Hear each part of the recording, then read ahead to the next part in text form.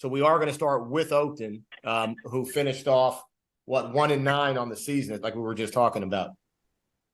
Yes, 1-9. Like I said, they're on a 7-game losing streak. Coach, when they got a new head coach, and Brian Slay comes over from McLean, did an excellent job there. So speaks the world of him.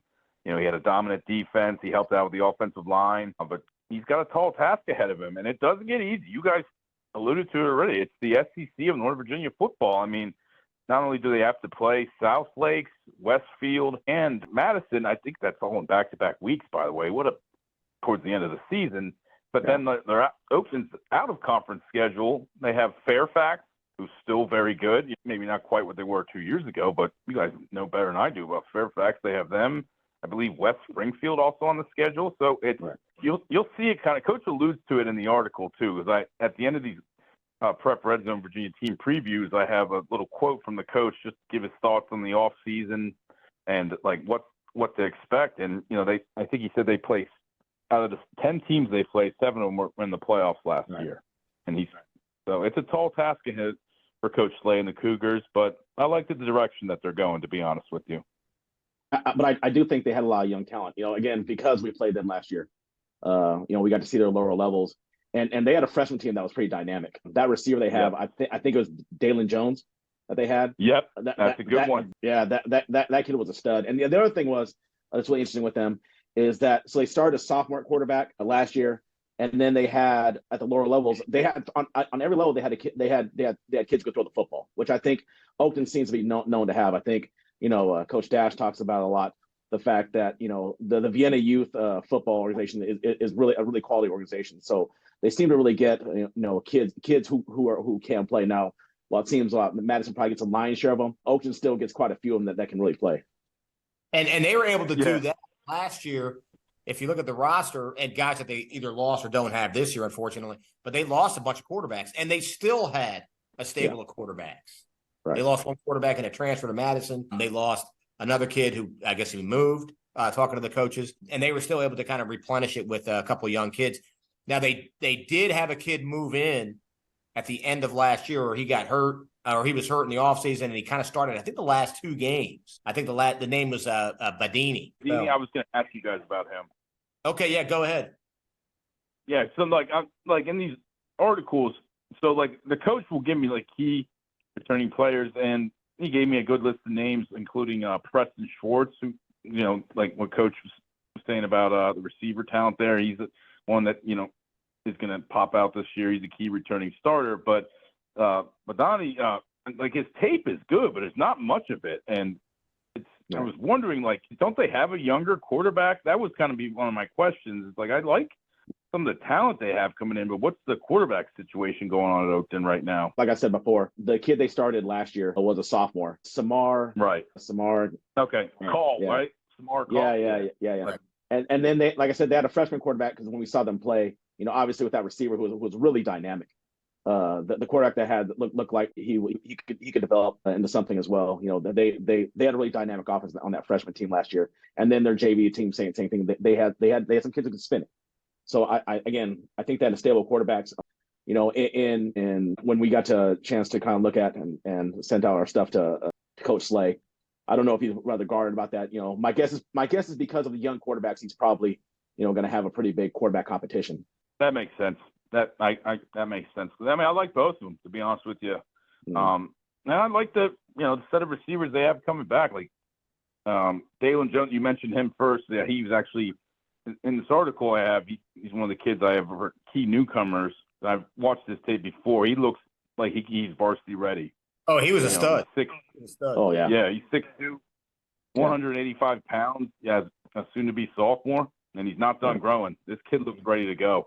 Yeah, no, I agree. I really like their freshman talent. I remember even before speaking with Coach Slay, like looking at the freshman group and thinking if they could stick together, they may have something here. Yeah. Well, and I think another big question for Oakton is what are they going to run, right? Obviously, the offense is going to change, the defense is going to change. So it's going to be really interesting on what Coach Slay plans on doing with this with this talent he has at Oakton. Yeah, because I was going to say now, and correct me if I'm wrong, Coach Slay, he has a background. Did he come from Stonebridge?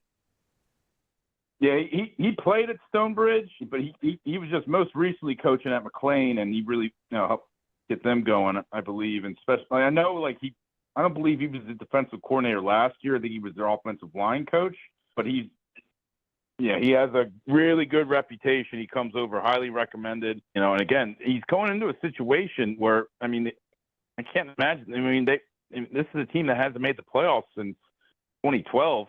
That's not like he has a high bar to live up to, but he's hit the ground running. Yeah. I mean, with all the sophomores, he's got some interesting decisions to make, and that the quarterback position is definitely one of them, right? Do you go senior? Do you go with the talented sophomore? Whatever quarterback he goes with, though, I think we're all going to agree on this one. Losing, was it Toole? Was it Nick Toole? Oh, the baseball player too, right? Yeah. Oh, man. Yeah. Oh, he was out. They would just throw balls up to him last year, and he would just go up and get them. Yeah, he was pretty talented. That center, David Jansen, too, where he graduated, I liked him up front. I remember looking at his tape, but they lost, but it was a 1-9 team, on a 7-game losing streak. They got a good opportunity out of the gate with a very winnable game against Langley. I think if a few balls bounce the right way for Coach Slay, I could see them maybe being close. And I wrote this in the article too, like being a 500 team. But I think the future is very bright at Oakton. Oh yeah, I agree. And some of the players that he kind of mentioned to us, and he wanted us to highlight. Carson McCullough, big senior tight end, 6'1", 180 pounds. Keegan Murphy was another one he mentioned. Keegan Murphy was honorable mention all Concord District a year ago. He's a tough lineman. He can play tackle. He can play guard. I think he's going to play at the next level at guard. He's 6'3", 235 pounds. Yeah, I really like his tape, and I like the way he played against, especially the Madison game where you guys know Madison's been one of the best teams in Class 6 these last couple of years, and he really held his own and competed. I like some of these kids he got coming back, like Preston Swartz, man. He's a tough receiver that I watched him make plays against Fairfax and Madison. He's a tough kid. It's not like they were backing down a lot of these games. Not like they were getting blown out either. They're a tough team. And at 6'1", 170 pounds, Schwartz, that's good size. Another kid named Ryan Henriquez? He's running back, kind of a scat back. They got a nice young lineman too who played a lot last year in Wesley. I believe Lattice. He's about 6'4", 245 pounds. He lettered last year. He's going to be a junior. He's a kid that you could tell he's still grown into his body, but holding up against good competition last year, he held up well. Yeah, that's an impressive size. I'll tell you what. Just looking across the board, all those guys that were mentioned, and those are all big guys. Another kid, Justin Rankin, only a 10th grader, 250 pounds, 6 foot. Oh yeah, okay. He mentioned him in the email too. I was trying to find his kid's tape. They're like a lot of times these coaches send me like guys they want to write about, and then I go to their huddle. The kid doesn't have a huddle tape. Which, there's a lot of kids do a great job. Like this Keegan Murphy kid, he posts the huddle tape, but it's of like one game that he played really well. I love stuff like that. He has a cut up of like his highlights against Madison, I believe. That's smart. Like that's what scouts colleges are looking at. They're not like Coach just said.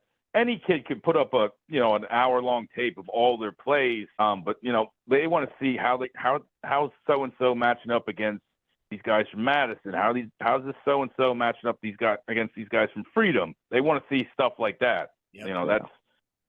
I love when kids do that, but it's more of the latter. Not to get too much off topic, but some of the best recruiting coordinators I've ever worked with at high schools have said your highlight film should be about a minute and a half at longest.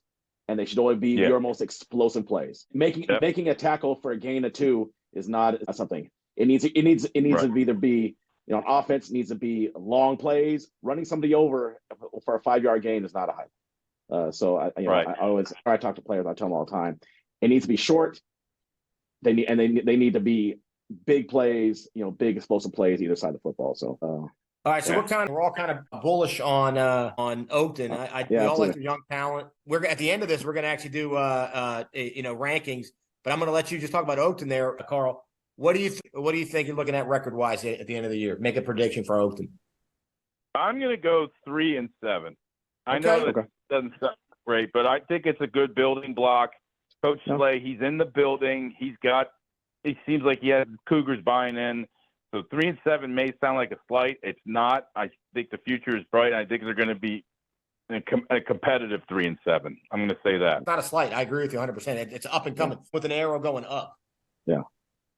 Absolutely. Yeah. It's time to get Oakton back in the playoffs. They're one of the highest enrollment, biggest schools enrollment wise in Class 6. They got to get Oakton football back, man. Yeah, we agree.